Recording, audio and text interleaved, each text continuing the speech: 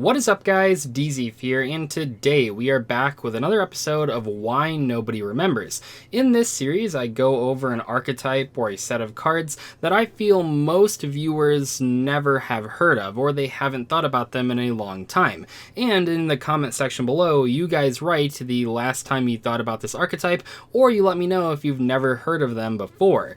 In today's video, we're going over the Cataclysmic cards. I believe these are the newest cards we've ever talked about in this series, but man, are these cards forgettable. I stumbled upon them for the very first time about a week ago, and honestly, when I went to make this video and I tried looking up the cards again, since it had been a week since I learned about them, I had already forgotten their names and pretty much what they looked like. They were that forgettable. If you guys have heard of these cards, I think the chances are it came from one of two places. I believe that the Duologues and Hardleg Joe used them in some early episodes of the Chaos Draft, and also I believe that Rev's cards used them in a video as well. But besides that, I'm pretty sure no one has ever heard of these cards, but make sure to let me know in the comment section below if you have, because I'm really curious to hear what you guys have to say. If you guys enjoyed today's video, make sure to give it a like to help out that all-powerful YouTube algorithm, and also make sure to subscribe if you haven't already. Now, I would consider the 4 Cataclysmic monsters more of a series of cards than an actual archetype.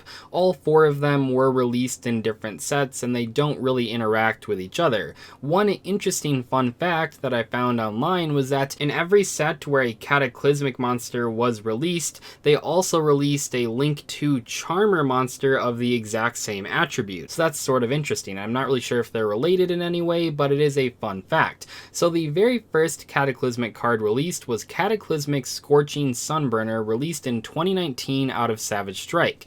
This is a fairy level 8 fire monster with 2600 attack and 200 defense, so you could theoretically summon it back with Rekindling if you really wanted to. If a face-up fire monster or monsters you control is destroyed by battle or an opponent's card effect, you can special summon this card from your hand. Then you can inflict damage to your opponent equal to half the attack of one of those destroyed fire monsters in your graveyard. You can only use this effect of Cataclysmic Scorching Sunburner once per turn. So not the worst card. I will say this is probably the least impactful out of all of the Cataclysmic monsters, but yeah, it's not terrible. It does have some sort of use. I mean, I could see someone playing this card if they really wanted to. Probably the biggest downside of all of these cards is that they only trigger off of battle destruction or destruction by an opponent's card effect. I'm pretty sure the next 2 Cataclysmics we're going to look at might have even been on the forbidden and limited list if they were allowed to trigger off of your own destruction effects. Now keep in mind, in this series we don't only look at cards that are completely terrible. I really don't think the Cataclysmic monsters are completely unplayable. I think they just got overshadowed by other cards in the game, and with this one it's pretty easy to see why. Savage Strike was one of the best sets of 2019. It had Phantasme and Pot of Extravagance and the Guard Dragons and so many other competitive cards. So in a set packed with so many great cards, it's pretty hard for a card like this to really stand out. We wouldn't see another Cataclysmic monster until 1 year later in January of 2020 out of Ignition Assault. This one had the Earth Cataclysmic. Now I don't know if I can pronounce this correctly, but I think it is Cataclysmic Crusted Kelseyfida, who really knows?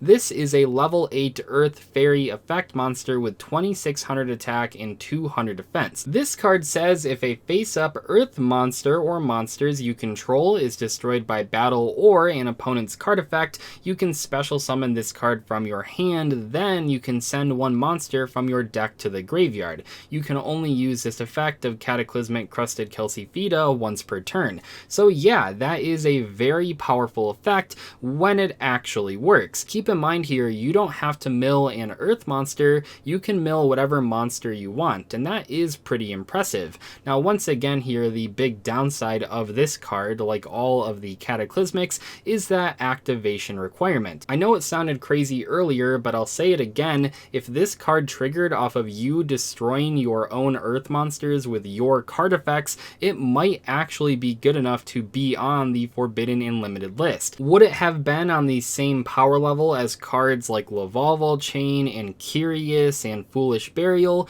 Probably not, but it would have been quite good, and I think it would have been pretty popular. Next up, we have yet another card I cannot pronounce. We have Cataclysmic Circumpolar Chilblania, I think that is. This is once again a level 8 fairy effect monster with 2600 attack and 200 defense, but this time around it is a water monster, not fire or earth.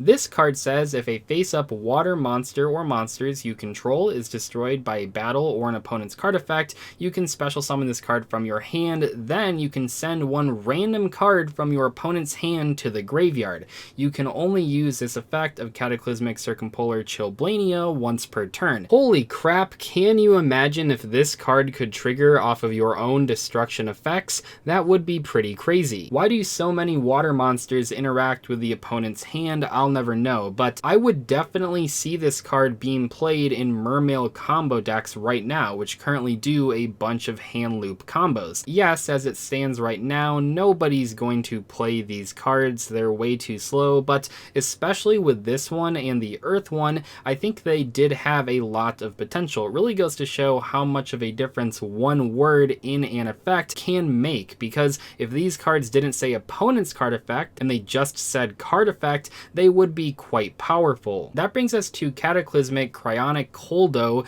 and this one was released less than 1 year ago, but how many of you have even heard of it? This is once again a level 8 fairy effect monster with 2600 attack and 200 defense, but as you can probably see already, it is a wind monster this time around.